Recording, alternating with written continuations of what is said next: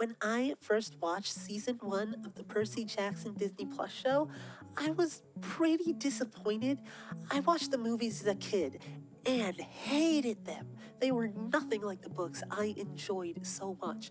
I hated those movies and figured there would never be an adaptation of this wonderful story that would do it justice.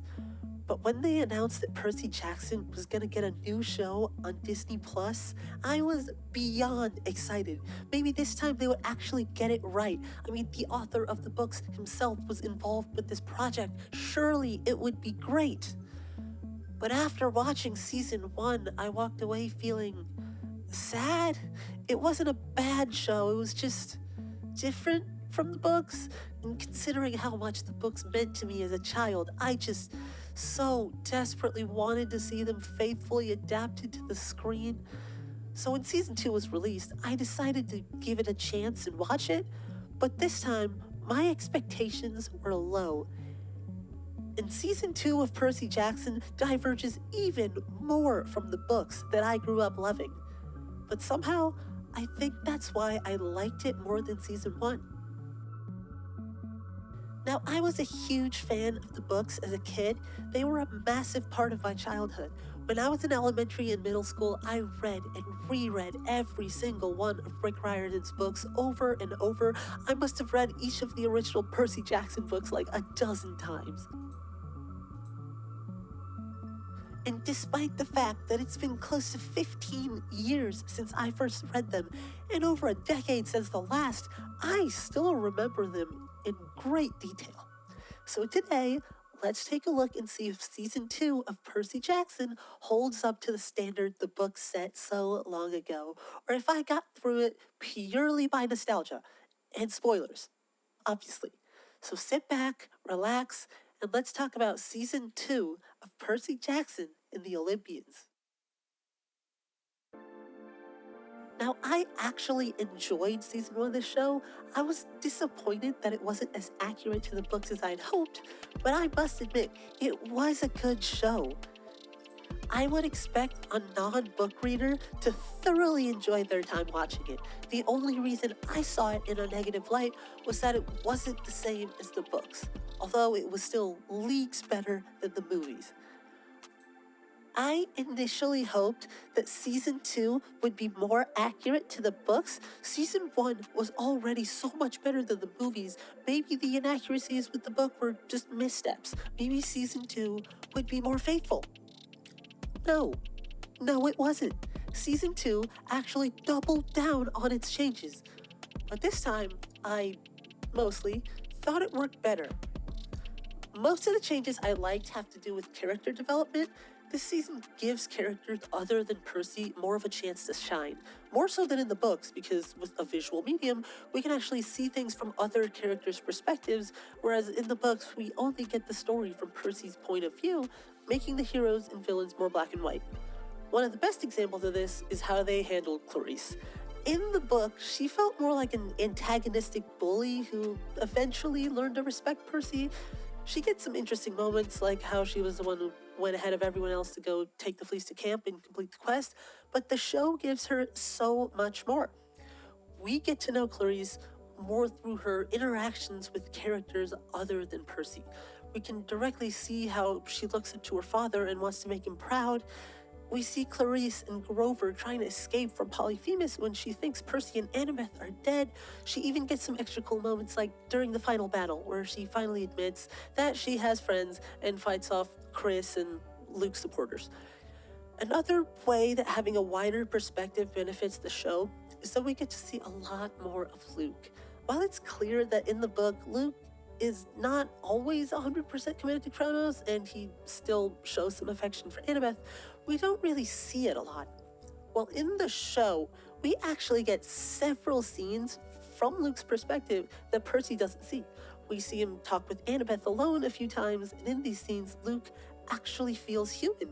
He's not just a basic antagonist, he has layers. He really misses Annabeth. We see him justifying to himself, to his crew, why he saved Annabeth. He practically begs Annabeth to join his side. Luke even has to try and stop his crew from hurting her once she's been captured. And the scenes where we see Kronos talking to Luke in his mind are the best ones. It's clear that Luke is not completely on board with the plan. He hesitates. He looks like he's in physical pain when Kronos speaks to him. This doesn't happen when Kronos talks to anyone else. It feels like a sign that Luke is actually fighting Kronos and the Titan has to use more effort and power to keep him in line.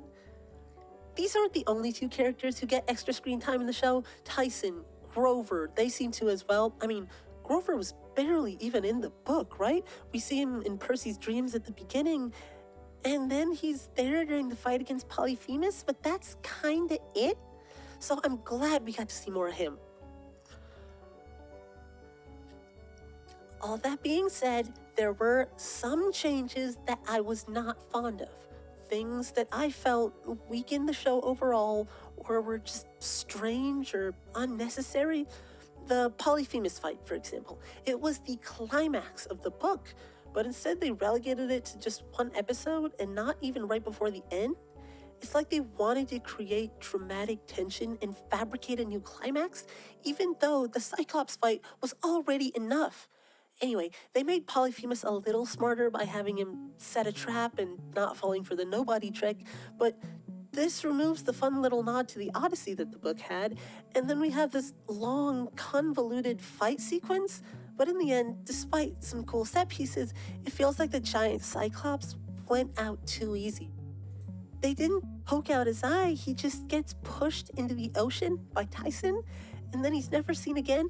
Polyphemus is the son of Poseidon. He would have survived just fine. I was just waiting for him to make a comeback, but he never did. Another change that I was kind of annoyed by was Chris Rodriguez. He's a very minor character in this book, and if I remember correctly, Annabeth just spots him when our heroes are on board Luke's ship and realizes that he's a traitor, but this show gives him the whole man inside camp arc that doesn't really lead anywhere. And the scenes at the start of the season where Clarice is kind of flirting with him or whatever and chooses him for the quest feel like they're only there so he gets enough screen time that we actually remember him by the time he defects. Also, I know he gets together with Clarice in the later books, but I don't think there was anything like that this early on. And what about Cersei's spa? It's completely different than it was in the books. Now she's got this whole empathy thing going and she's trying to trap people at the spa. In the books, she kinda did this with the women, but turned all the men into guinea pigs. This show makes her feel more empathetic, but I feel like it kind of misses the point of the original myth. And the sirens, they're supposed to be like beautiful bird women, not rocks. And it was Annabeth's idea to listen to the sirens herself in the book, just like how Odysseus did. This is how she learns about her fatal flaw. The show both makes Annabeth and Percy look more incompetent and misses another parallel to the Odyssey in Greek mythology. Now, I guess I'm going to talk about it. Probably the most controversial decision the show made was changing why Zeus turned Talia into a tree. In the books, she was genuinely dying and sacrificing her life to protect her friends. She was turned into a tree so that even in death, she could continue to protect him by creating the barrier around camp. But in the show, she just doesn't want to fight for Zeus, and so he turns her into a tree. Why? Did he think that this meant she would try to destroy Olympus when the time came for the prophecy? Even still, this means she didn't sacrifice herself and could have just been fine if she didn't argue with Zeus or realize that the prophecy was inevitable. In doing this, the show improves character depth but loses a lot of emotional weight. Annabeth no longer believes that she doomed her friend as a child, but it was all Zeus's fault? The gods were morally gray and often absent in the books, but this just makes Zeus really unlikable. Like, this just makes Kronos feel like he could possibly be the better option at this point. And this is probably going to change a lot of things in season 3. After all, Thalia starts the 3rd book fighting alongside our heroes. If season 3 does this, then what's the point of this twist ending? They are going to have to do a lot in order to make this make sense next season. One other thing that I think was lacking in the show was Percy's use of his water powers. He doesn't even use his powers that much in the season. In the book, he was using them all the time, everything from powering up during fights to controlling water. He can even completely sail a pirate ship by magically controlling its rigging. Those were just my biggest takeaways with this season, but loads of other small details disappointed me as well. But again, I have to say this. I actually enjoyed this season. Even if I didn't get to hear Blackjack talk and Percy isn't as good a fighter as he's in the books, and Luke is totally beating up on a child half his age in the finale like it's some important achievement. But what am I looking forward to next season? First of all, I really want to see what they do with Thalia. It has to be different from the books in some way, but how? I really hope it's good and we don't revert back to movie form. Also, what will they do with Annabeth next season? Because she's missing for a large chunk of the book, like how Grover was in the second book. But I don't see the show writing out one of their main characters for a huge part of the season. I think season 2 handled Grover's extra screen time well, so I'll stay optimistic. I hope the new characters we'll be introduced to get given good arcs. No spoilers here, but you probably know who I'm talking about. We should get our first look at one of my favorite characters next season. I'm so excited for that. I do hope they make the gods and titans seem more powerful and threatening than they do now. Right now, they seem like mild plot conveniences. It makes the show feel like a bunch of kids fighting rather than a world-altering fight with massive consequences. In the book, we have gods and titans getting more screen time and plot importance, so I hope they feel more powerful, like the demigods are helpless next to them and winning the fight is a huge deal. And with season 3 releasing just this year, I hope they give themselves enough time to make it good. The show now feels more like a reboot of the books than an adaptation.